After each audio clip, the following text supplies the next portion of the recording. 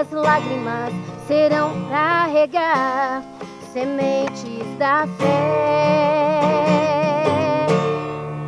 E o meu louvor será como adubo para com que os frutos comecem a crescer.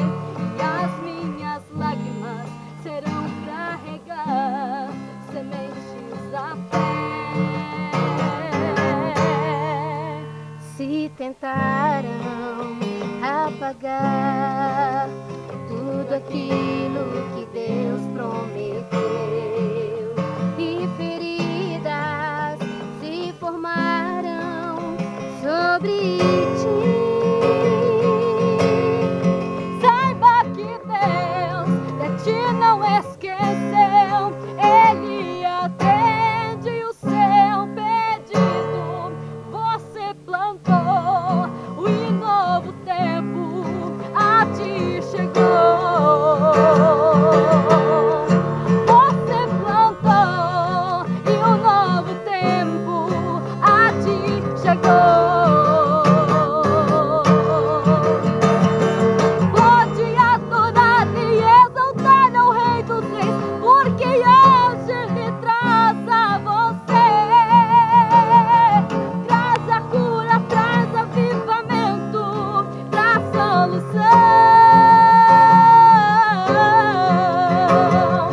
Tudo que pediu e esperou, receba agora em suas mãos. Pode colher os frutos da fé que agora brotarão.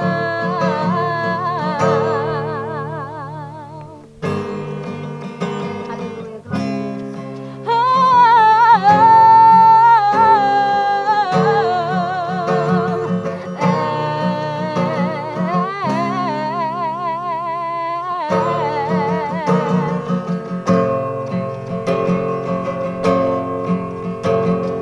Pode adorar e exaltar ao Rei dos Reis, porque hoje Ele traz a você.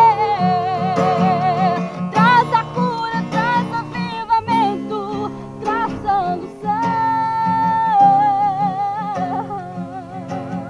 Tudo que pediu e esperou, receba agora em suas mãos. Pode colher os frutos da fé que agora brotarão.